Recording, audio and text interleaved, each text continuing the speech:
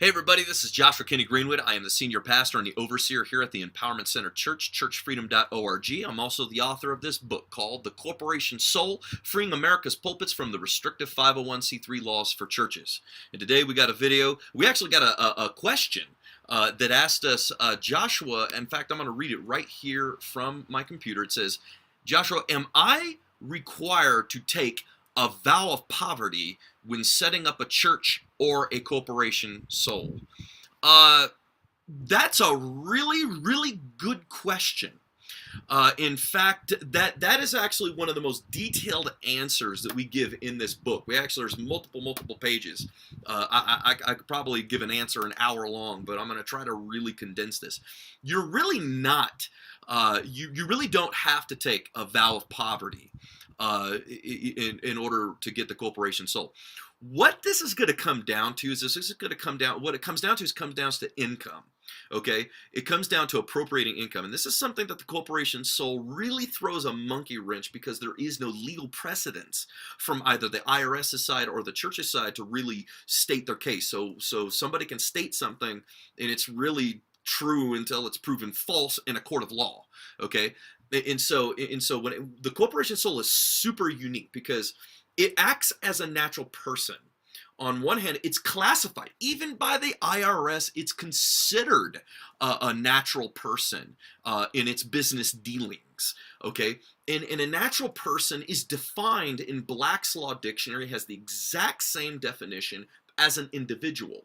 And an individual, based on precedents, legal precedents, through a U.S. Supreme Court ruling, Hale versus Henkel, it was from a ruling back in 1906, Chief Justice Melville Fuller said that the rights of the individual are supreme, that the state doesn't have the right to impede upon their jurisdictions. They have the right to make unlimited contracts. That they do not have to submit their books for an examination to the state because the state doesn't offer anything other than the protection. And it talks about the incredible rights that an individual has. And you have the IRS admitting that it acts in the capacity as a natural person in its dealings. So since a corporation soul acts as that, and because the freedom of religious expression, that is our First Amendment. This is a constitutional, really a constitutional argument from a First Amendment standpoint, because the church should always have the ability to create new doctrines. A church should be able to manifest itself in the United States in almost any way it can.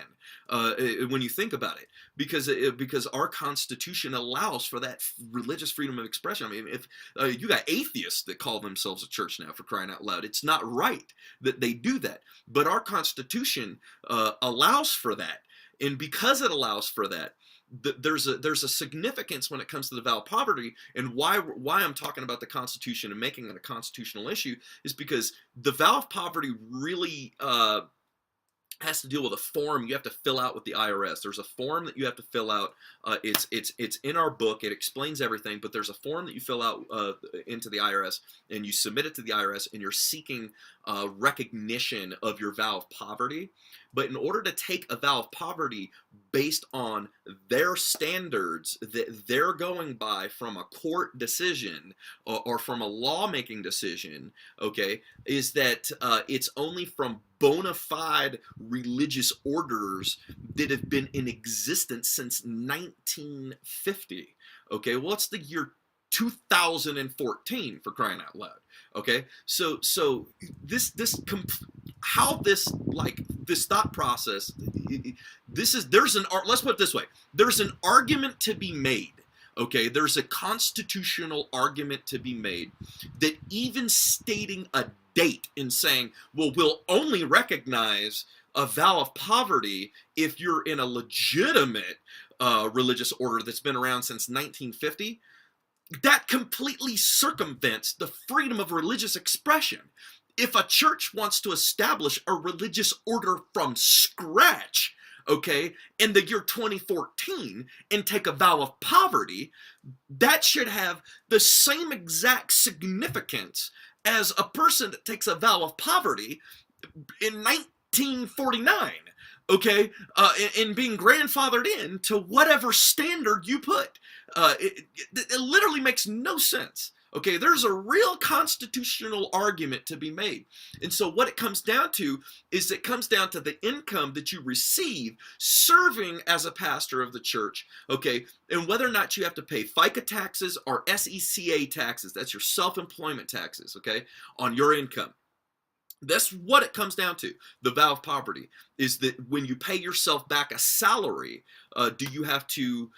Is that counted as income? Well, see, this is where there's no legal precedence. You got on one hand, the corporation sole is considered a natural person, so it has the same rights as an individual. So by its very standard, okay, you can you can literally even make an argument that it's an integrated auxiliary of a church. You can make an argument that it is literally the exclusively religious activities of a religious order, which it is within the church, which we actually classify in the affidavit, this church establishment affidavit, okay?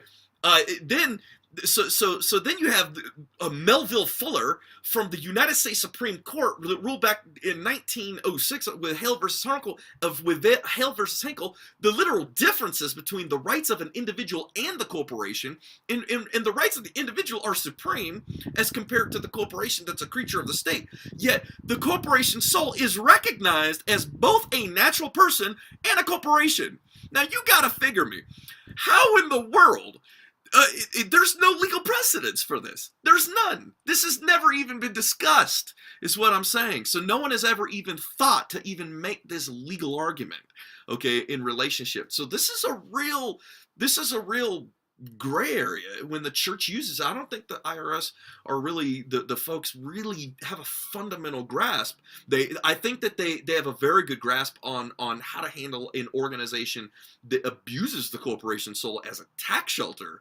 I think they got a really good grasp on that, and they're doing a good job on that. And they need to take those guys down. They're using it as a tax shelter because it's wrong. It's only supposed to be used by a bona fide church, you know, and so, but how it's being used by a bona fide church, that's the legal question. That right there is the legal question, because it is the corporation sole has never really been pinned down in precedental law as an instrument that's only used for one thing, and one thing only.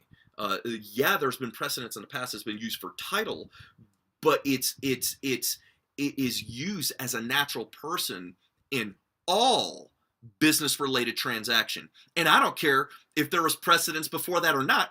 It's our religious expression, our religious constitutionally protected right of our First Amendment Bill of Right protected, you know, a theology and our expression that dictates our religious expression states that the corporation sole can appropriate funds however it deems fit. And our affidavit is signed not by just me, it's signed by the entire congregation. That is our collective religious expression.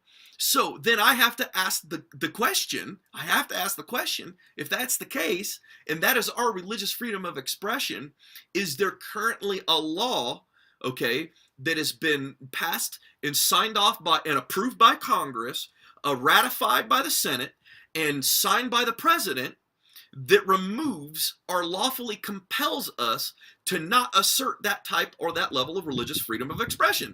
Is there any law that compels us, that does not give us that ability, that it could not also be recognized? I'm just asking a question. I mean, I'm not making up the law. I'm just asking, because this is the power of the church.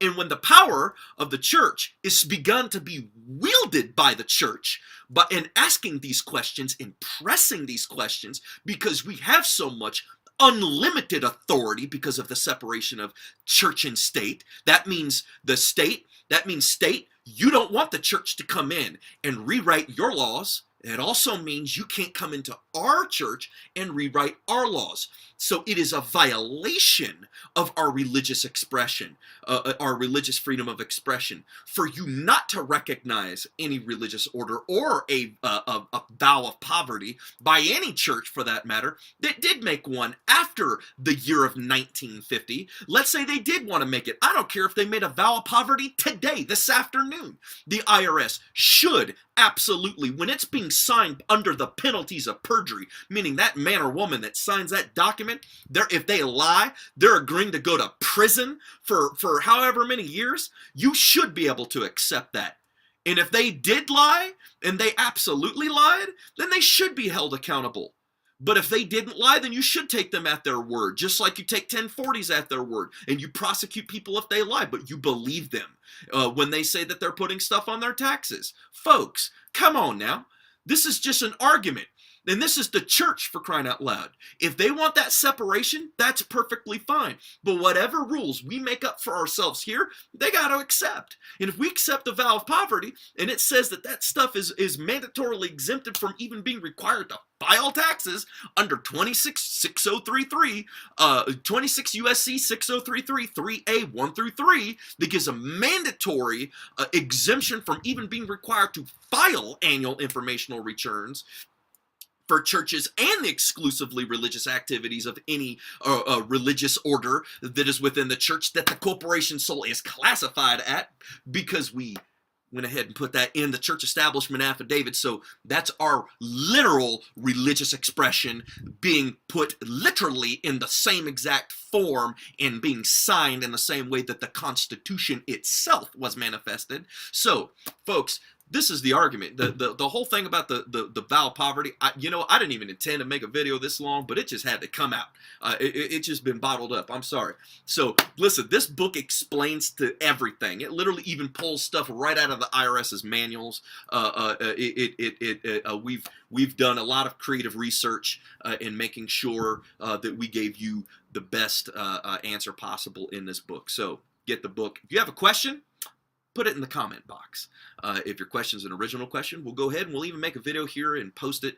And that's why you also need to subscribe to this channel, because if we're making videos that you may be, making comments to, then guys, that's just like awesome. So subscribe because you want to stay connected, and share this video with your Christian friends so that their brothers and sisters, if necessary, if they needed a vow of poverty, that they know what to do.